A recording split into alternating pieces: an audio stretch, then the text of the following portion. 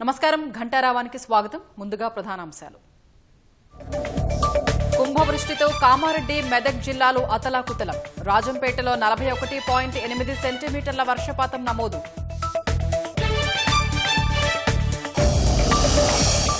పొంగి పొర్లుతున్న వాగులు, చెరువుల్ని తలపిస్తున్న రోడ్లు. వరద గుప్పిట్లో బిక్కుబిక్కుమంటున్న జనం.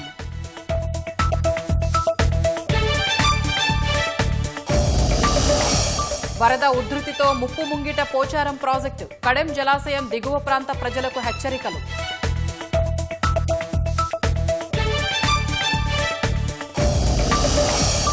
అల్పపీడన ప్రభావంతో రాష్ట్రంలో 3 రోజుల పాటు వర్షాలు. అధికారులంతా అప్రమత్తంగా ఉండాలని సీఎం ఆదేశాలు.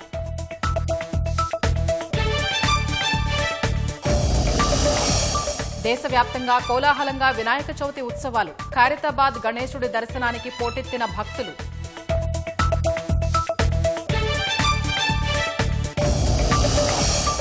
అమల్లోకి వచ్చిన అమెరికా 50% టారిఫ్లు. దేశం నుంచి ఎగుమతయ్యే $48 బిలియన్ వాణిజ్యంపై ప్రభావం.